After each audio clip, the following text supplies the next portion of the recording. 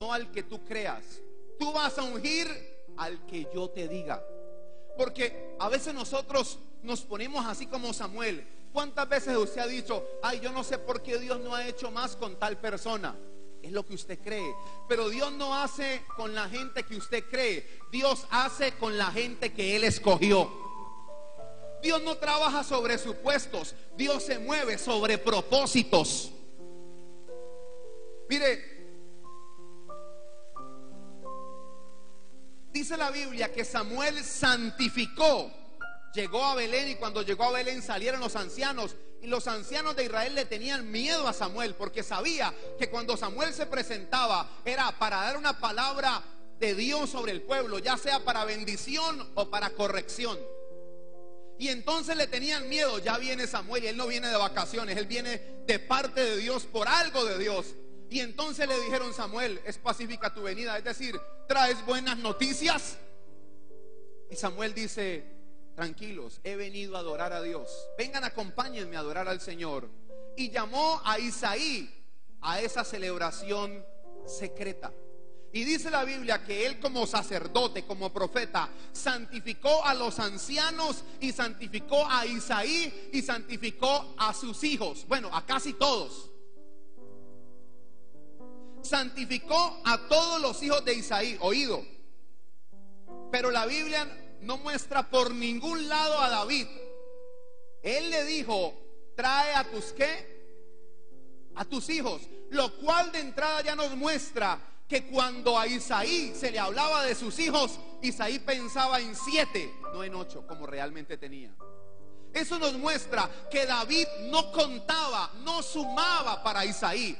Si David fuera parte, si Isaí lo tuviera en cuenta como uno de sus hijos, lo había mandado a llamar desde el inicio, para que lo santificaran y estuviera en el sacrificio. Y entonces no habían tenido que parar la comida para ir a traer a David, que estaba cuidando las ovejas. Él lo mandó. No estaba David por ningún lado, aparecía David.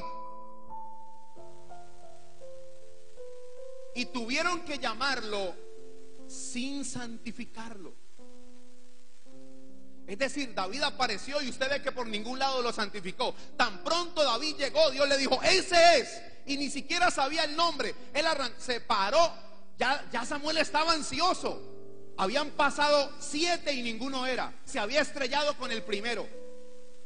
Habían pasado 7 y ninguno era. Y ya Samuel estaba ansioso con el cuerno de aceite en la mano. Y tan pronto entró David, no venía de repente oliendo muy bien, venía oliendo a oveja. Y si le dijeron: véngase rápido, él no tenía una moto que lo trajera, no tenía un vehículo, no tenía un caballo para que piense. Porque el oficio de pastor era el oficio más vejado, era lo peor que hacía una persona. Llegó seguramente allí corriendo, sudado. Dice la Biblia solamente que era hermoso de ojos, rubio y de buen parecer. Y cuando lo vio, Dios le dijo: ese es. Y sin saber, sin siquiera preguntarle el nombre, arrancó a correr y lo ungió como rey delante de sus hermanos. Mire, usted dirá: pero ¿y por qué Dios rompió la regla? Si Dios había dicho que había que santificarlo, Dios había dicho que tenían que prepararse para el sacrificio. Pero hoy le voy a decir algo: cuando Dios escoge a alguien, Él no espera que los hombres lo santifiquen, Él mismo lo santifica donde Él esté. Si Dios te escogió, no esperas a que ningún hombre diga que tú eres. Si Dios te escogió, Él ya te santificó. Y así los hombres no te tengan en cuenta, Dios hace mucho rato que está contando contigo y tiene planes con tu vida. ¿Alguien cree eso? Mire, se lo voy a decir: Dios al que levanta, Él mismo lo santifica. Pero nosotros siempre estamos esperando a ver: ¿y a este por qué lo está usando Dios? ¿Y a este por qué? ¿Y por qué está haciendo Dios esto con este y con este? Si a mi parecer no debería hacer nada con él. A tu parecer. Pero como Dios no mira lo que tú y yo miramos. Mire, a mí me sorprende lo que ocurre en el verso 6. Dice en el verso 6: y aconteció que cuando ellos vinieron, Samuel, dice, él vio a Eliab, al mayor, y dijo: de cierto delante de Jehová está su qué. Ya iba a arrancar a correr, a ungirlo. Y qué tremendo que Samuel, el profeta, el ungido de Dios, aquel que nunca falló en una palabra profética, aquel que nunca se equivocó. La Biblia dice que nunca una palabra de Samuel cayó a tierra. Es decir, todo lo que Samuel profetizó, todo al pie de la letra Dios lo respaldó. Pero qué tremendo que aquel hombre, el ungido, aquel hombre que tenía un ojo agudo, un ojo que iba más allá de lo que los hombres veían, el hombre que Dios le mostraba y le revelaba el destino, el futuro de la nación, se acababa de equivocar a la hora de escoger al rey de Israel. Se fue por la apariencia. Y Dios le dice: hey, detente, no vayas a cometer un error. No lo unjas porque yo lo deseché, porque yo no miro lo que miran los hombres. Tú estás equivocándote, Samuel. Yo te mandé como ungido a ungir el próximo rey, y tú te estás dejando llevar por lo que todo el mundo se deja llevar. Tú no puedes hacer eso. Tú eres el sacerdote del pueblo. ¿Cómo vas a dejarte llevar por la apariencia? Yo no me dejo llevar por la apariencia, porque la apariencia no revela lo que la gente es en realidad. Yo me fijo en el corazón.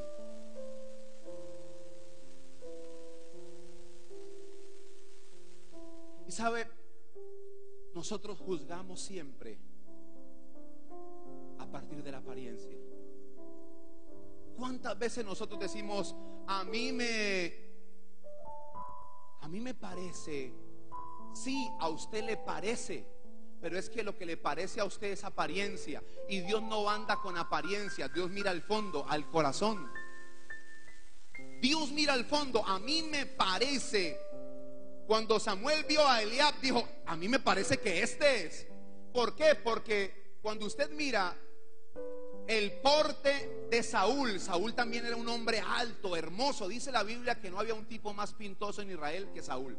Entonces, cuando vio a Eliab, dijo: este más o menos, por el estándar del que Dios desechó, debe ser este. Y arrancó. Ey, detente. Yo no miro lo que la gente mira. La gente mira la apariencia, pero la apariencia no revela realmente lo que una persona es. Yo miro el qué, el corazón. Y allí está lo que realmente la gente es, en el corazón. Y de ahí en adelante, cada vez que Isaí le trajo un hijo, ya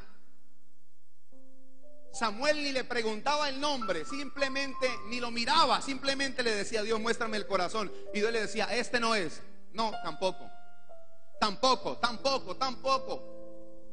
Pasaron Eliab, Abinadab, Sama y 4 más. Y a todos Samuel dijo: no, Dios me dice que no son.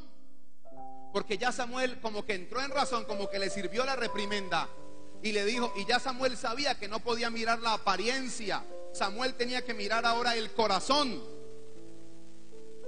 Pero dice la Biblia que cuando Samuel vio que se le acabaron los hijos, dijo: ¿hay otro más? ¿Estos son todos tus hijos, estos 7? Y entonces Isaí dice: falta el menor. Falta el menor. Ni siquiera dijo: ay, claro, ¿cómo se me pasó David? El menor, el que cuida las ovejas, es decir, aquel con el cual no hay planes, ese. Y entonces Samuel dice: bueno, que si es hijo tuyo, tráelo, porque Dios dijo que estaba entre tus hijos, y no son esos, a ver. Y si no hubiera sido David, empieza a buscar a ver dónde tienes hijos. Porque lo que se dice es que David era un hijo extramatrimonial de Isaí. Por eso, y al ser el menor, no tenía derecho a la misma herencia, entre comillas, que tenían derecho los otros 7. Por eso, y eso lo confirman algunos biblistas, cuando David en el Salmo 51 le va a confesar su pecado a Dios, y David dice: Señor, en pecado me concibió mi madre. Pero es que aún las cosas más absurdas que pasan por su mente y por mi mente, en algunos momentos son parte del plan de Dios para nuestra vida. Y así nosotros no lo entendamos, Dios sí lo entiende, porque Él es alfa y omega, principio y fin. Él sabe lo que está haciendo desde el inicio.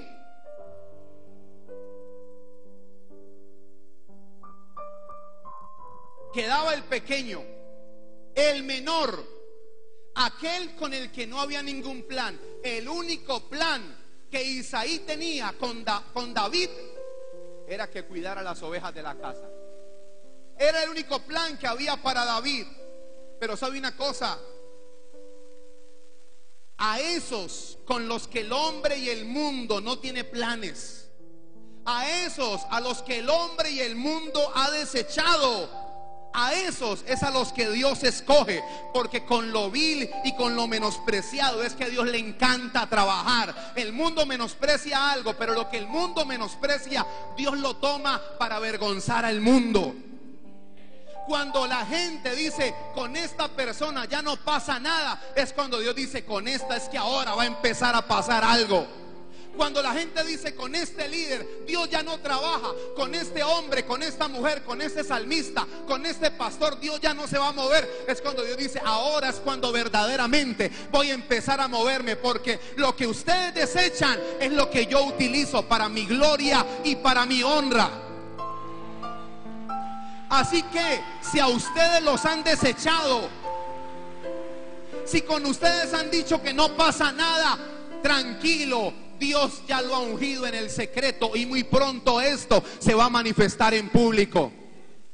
Usted no necesita que lo unja nadie, usted necesita que lo unja el Dios Todopoderoso, aquel que lo vio antes de que la gente lo viera, aquel que vio su embrión allí en el vientre de su madre, el que lo llamó y lo escogió antes de que naciera. Ese es el que tiene planes con usted. Mire, ¿qué aprendemos de todo esto?